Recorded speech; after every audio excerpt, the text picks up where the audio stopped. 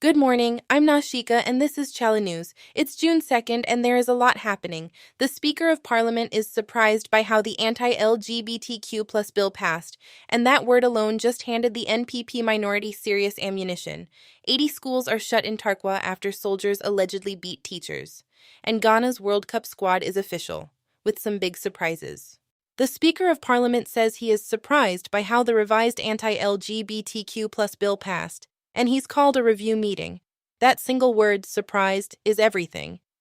NPP Minority co-sponsor John Ntim Forjur says it vindicates every objection they've raised since the bill went through on May 29th. No date for the meeting yet, but the constitutional questions around this bill aren't going away. And there's a related bombshell. Former NAGRAT President Angel Carbonu says unnamed individuals offered him large sums of money, multiple times, to quietly slip LGBTQ content into Ghanaian school curriculum documents. He says he refused every time. No names, no organizations named yet. The allegations surfaced on Facebook just days after Parliament's controversial vote. Full breakdown on chale.news. Tarkwa and Swam. Roughly 80 public schools shut down indefinitely after soldiers allegedly assaulted 3 teachers at Ayew M/A basic school. GNAT, NAGRAT, and CCT-GH have all downed tools. Thousands of children were turned away Monday morning. This one's alarming, and a return date is nowhere in sight.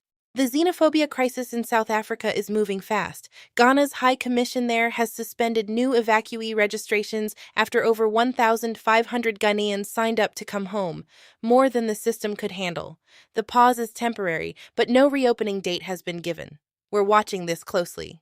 This one will make you do a double take. The Bank of Ghana is reportedly considering selling its brand new $260 million headquarters, the Bank Square, and then renting it back from whoever buys it.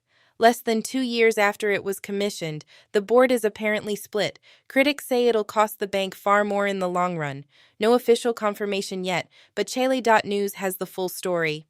The Black Stars' final 26-man World Cup squad is confirmed. Ayew is out entirely, potentially closing the book on his international career. Thomas Partey keeps his spot despite ongoing rape charges in England.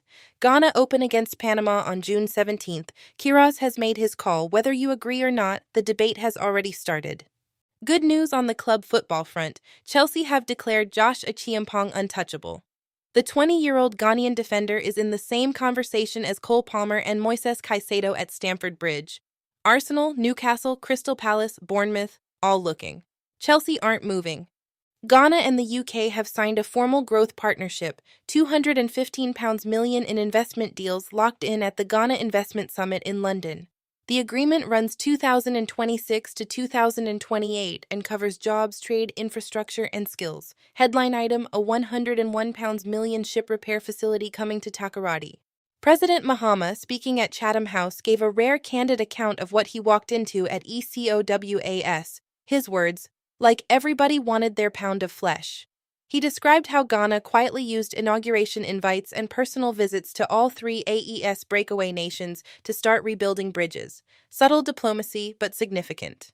NPP's Haruna Mohammed is claiming Mahama personally backed the NDC Elders Directive against early internal campaigning, which would mean succession jostling has already begun less than 6 months in. Mohammed goes further, saying Mahama definitely has a preferred successor. The NDC will push back hard on this framing. In the Wontumi galamsey trial, a former Western regional minister has testified that Akanta Mining actually reported illegal miners on its concession to state authorities, painting the company as a whistleblower, not the problem. That directly contradicts the prosecution's case. NACOC is pushing back on the viral narrative around Abu Trica's arrest. The agency's deputy director general says the operation took 12 hours and required 3 teams, and flatly denies the viral video showing him demanding a lawyer is authentic. Misinformation moving faster than the facts on this one. Barrick Mining is in early talks to spin off its African operations into a London-listed entity and potentially merge with Endeavour Mining. The result could be a $30 billion Africa-focused gold giant. As Africa's largest gold producer, Ghana has a direct stake in how this deal, if it happens, reshapes the industry. A sobering update from the DRC, the Bundibugyo strain of Ebola is now confirmed across 3 provinces, Ituri, North Kivu, and South Kivu. There is no licensed vaccine. no specific treatment. Authorities are relying entirely on surveillance and community engagement. This strain is one to watch. Ghana generates over 3,000 metric tons of plastic waste every single day, 86% improperly disposed of. The EPA's polystyrene ban, which kicked in May 25th, is the boldest attempt yet to reverse that. Whether enforcement matches ambition is the question. That's your Monday morning covered. Every story we touch today and more is fully reported at chale.news. Stay informed, stay sharp, and we'll see you back here soon.